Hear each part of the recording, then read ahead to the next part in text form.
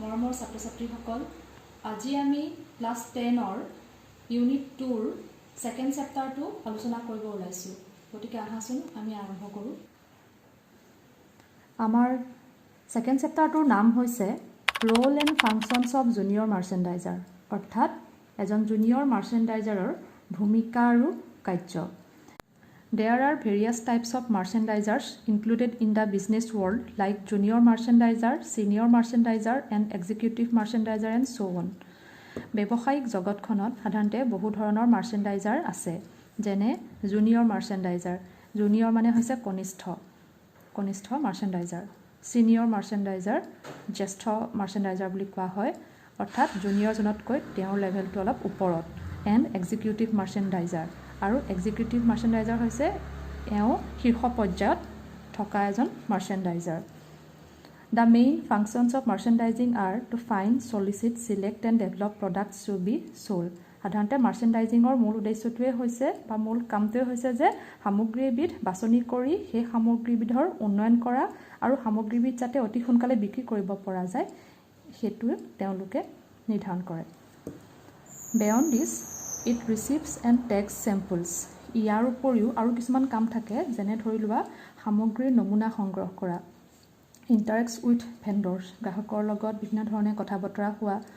finalizes relevant product information সামগ্ৰীৰ বিভিন্ন ধৰণৰ তথ্য আহৰণ কৰা develops item packaging সামগ্ৰীৰ পেকেজিং প্ৰচেছ উন্নত কৰা মানে পেকেটবোৰ বৰ ধুনীয়াকৈ কৰা evaluates and approves each phase of creative production উৎপাদনৰ বিভিন্ন পদ্ধতি উন্নত মানৰ কৰা forecast inventory সামগ্ৰীৰ ষ্টক সমূহ আছে নে নাই সেইসমূহ প্ৰত্যক্ষ কৰা ইত্যাদিয়ে হৈছে মানে মাৰ্চেণ্ডাইজাৰ এজনৰ মূল কাম The basic functions of merchandise planning are number 1 Retail merchandising refers to the various activities which contribute to the sale of products to the consumers for their end use ইয়াত কৈছে যে মাৰ্চেণ্ডাইজ প্লেনিঙৰ প্ৰাথমিক কাৰ্যসমূহ হ'ল নাম্বাৰ 1ত কৈছে যে retail মাৰ্চেণ্ডাইজিঙে কিছুমান কাৰ্য অন্তৰ্ভুক্ত কৰে যাৰ জৰিয়তে সামগ্ৰীসমূহ গ্ৰাহকলৈ বিক্ৰী কৰাত সুবিধা হয় number 2 Every retail store has its own line of merchandise to offer to the customers প্ৰত্যেকখন ৰিটেইল ষ্ট'ৰৰে কিছুমান নিজা প্ৰডাক্ট থাকে বা নিজা কিছুমান সামগ্ৰী থাকে যিবোৰ তেওঁলোকে গ্ৰাহকলৈ আগবঢ়ায় Number 3, the display of the merchandise plays an important role in attracting the customers into the store and prompting them to purchase as well. সাধাৰণতে এখন দোকানত সামগ্ৰীসমূহ সজাই থোৱাৰ ধৰণসমূহে গ্ৰাহকক সামগ্ৰীসমূহ ক্ৰয় কৰিবলৈ উৎসুক যোগায় অৰ্থাৎ সামগ্ৰীসমূহ ধুনীয়াকৈ সজাই পৰাই ৰাখিলে গ্ৰাহকে সামগ্ৰীসমূহ ক্ৰয় কৰিবলৈ আকৰ্ষিত হয় Number 4 Merchandising helps in the attractive display of the products at the store in order to increase their sale and generate revenue for the retail store. Merchandising বিপণীসমূহত সামগ্ৰীসমূহ চকুত লগাকৈ আৰু আকৰ্ষিত কৰিব পৰাকৈ প্ৰদৰ্শন কৰাত সহায় কৰে যাৰ দ্বাৰা বিক্ৰী বৃদ্ধিৰ লগতে বিপণীসমূহত লাভৰো সৃষ্টি হয় Number 5 Merchandising helps in the sensible presentation of the products available in sales to entice the customers and make them a brand loyalist. উপলব্ধ সামগ্ৰীসমূহক অনুভূতি সম্পন্নভাৱে পৰিবেশন কৰি গ্ৰাহকসকলক কোনো সামগ্ৰীৰ প্ৰতি প্ৰলোভিত কৰাত মাৰ্চেণ্ডাইজিঙে সহায় কৰে আৰু যাৰ দ্বাৰা তেওঁলোকক ব্ৰেণ্ড লয়েলিষ্ট বনাব পাৰি সেন্সিবল প্ৰেজেন্টেশন মানে হৈছে অনুভূতি সম্পন্ন পৰিবেশন মানে হৈছে সামগ্ৰীসমূহ ইমান ধুনীয়াকৈ সজাই পৰাই ৰখা হয় যাতে গ্ৰাহকে সামগ্ৰীবিধ দেখিলে সেইবোৰ ক্ৰয় কৰিবলৈ বিচাৰে হেতুৱে হৈছে sensible presentation The merchandiser is responsible for particular lines of merchandise এজন মাৰ্চেণ্ডাইজাৰে সাধাৰণতে কিছুমান নিৰ্দিষ্ট সামগ্ৰীৰ ওপৰত তেওঁ দায়বদ্ধ For example in the department store এখন department storeত there may be merchandisers for menswear, womenswear, children's wear, etc. সাধাৰণতে তাত menswear অৰ্থাৎ পুৰুষৰ যেটো বিভাগ থাকে বা মহিলাসকলৰ যেটো বিভাগ থাকে আৰু শিশুসকলৰ যেটো বিভাগ থাকে সেই বিভাগৰ প্ৰত্যেকটো বিভাগতে একোজনকৈ মাৰ্চেণ্টাইজাৰ নিয়োগ কৰা হয় আৰু তেওঁলোকৰ বেলেগ বেলেগ দায়িত্ব থাকে অৰ্থাৎ মেন্স ৱেৰত যিজন মাৰ্চেণ্টাইজাৰ থাকে তেওঁৰ কামবোৰ বেলেগ হয় বা তেওঁৰ সেই নিৰ্দিষ্ট পুৰুষৰ সেই নিৰ্দিষ্ট কাপোৰসমূহ বিক্ৰী কৰাত তেওঁ দায়বদ্ধ থাকে আৰু মহিলাসকলৰ যিটো বিভাগ থাকে সেই মহিলাসকলৰ বিভাগত থকা মাৰ্চেণ্টাইজাৰজনে সেই বিভাগৰ কাপোৰ কানিসমূহ বিক্ৰী কৰাৰ ক্ষেত্ৰত তেওঁ দায়বদ্ধ থাকে ঠিক তেনেকৈ কৈছে The basic duties of the merchandiser can be divided into 4 areas. সাধাৰণতে এজন মাৰ্চেণ্টাইজাৰৰ যিবোৰ প্ৰাথমিক যিবোৰ কৰ্তব্য থাকে সেইবোৰ 4টা ভাগত ভাগ কৰা হৈছে সেইবোৰ হৈছে প্লেনিং ডাইৰেক্টিং কোঅৰ্ডিনেটিং এণ্ড কণ্ট্ৰলিং সেইবোৰ হৈছে পৰিকল্পনা কৰা নিৰ্দেশনা দিয়া সমন্বয় সাধন কৰা আৰু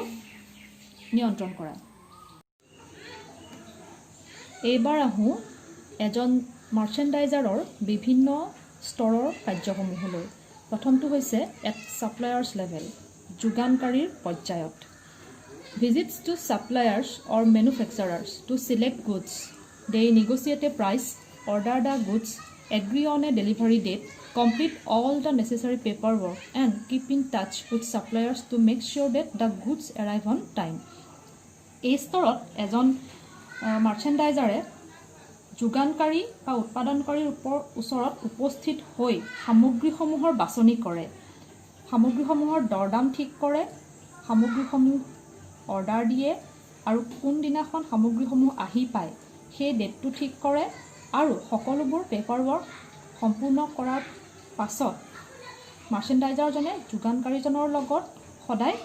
সংযোগত থাকে যাতে সামগ্ৰীসমূহ সময়মতে আহি পায় এবাৰ আহোঁ Number 2, at visual display staff and department managers level. Visual display staff আৰু বিভাগীয় মেনেজাৰ পৰ্যায়ত বা স্তৰত to decide how goods should be displayed to best attract customers' attention. This might involve planning and setting up sales promotions and advertising campaign. সামগ্ৰীসমূহ কেনেধৰণেৰে প্ৰদৰ্শন কৰিলে গ্ৰাহকৰ মনোযোগ অধিকভাৱে আকৰ্ষণ কৰিব পৰা যাব সেইটো বিষয়ত সিদ্ধান্ত গ্ৰহণ কৰা হয় ইয়াত আৰু এই ক্ষেত্ৰত গ্ৰাহকক উত্তেজিত কৰিব পৰাকৈ বিভিন্ন পৰিকল্পনা আৰু বিজ্ঞাপনৰো প্ৰয়োজন হয় Number 3 at finance level বিত্তীয় পৰ্যায়ত Actually check the response to various items in the merchandise to enjoy working as a merchandiser It is essential that the individual has a mathematical ability to work out budgets and understand sales figures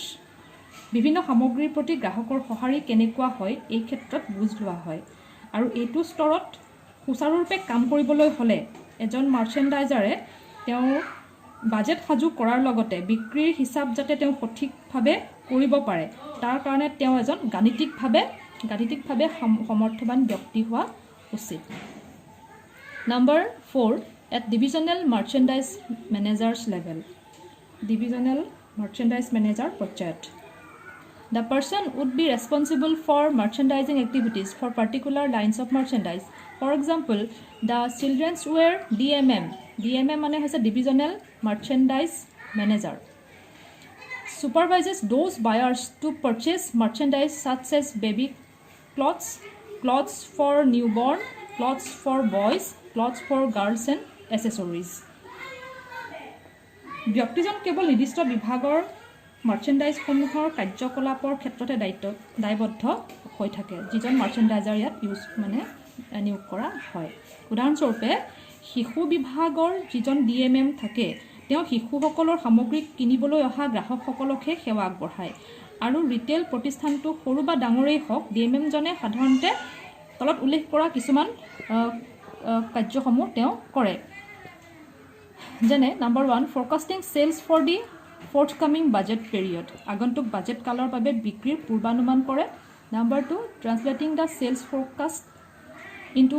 inventory levels in terms of rupees সম্ভাৱ্য বিক্ৰীৰ প্ৰতি লক্ষ্য ৰাখি সামগ্ৰী মজুতকৰণৰ স্তৰ নিৰ্ণয় কৰি তাক মূল্যলৈ ৰূপায়ণ কৰে Number 3 inspiring commitment and performance on the part of the merchandisers and buyers ক্ৰেতাৰ লগতে আন মাৰ্চেণ্টাইজাৰ সকলক তেওঁলোকৰ কৰণীয় আৰু প্ৰদৰ্শনৰ প্ৰতি উৎসাহ আৰু প্ৰেৰণা যোগায় Number 4 assessing not only the merchandise performance but also the buyer's performance in order to provide control and maintain high performance result. Merchandiser সমূহৰ প্ৰদৰ্শন মূল্যায়ন কৰাৰ লগতে গ্ৰাহকৰ প্ৰদৰ্শনো মূল্যায়ন কৰিব লাগে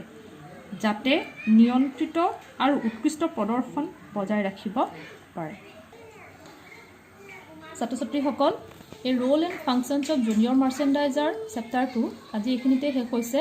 মই যিখিনি তোমালোকক পঢ়াইছোঁ বা বুজাইছোঁ সেইখিনি তোমালোকে বুজিবলৈ চেষ্টা কৰিবা আৰু যদি কিবা নুবুজা তেনেহ'লে তোমালোকে মোক সুধিবা। ধন্যবাদ।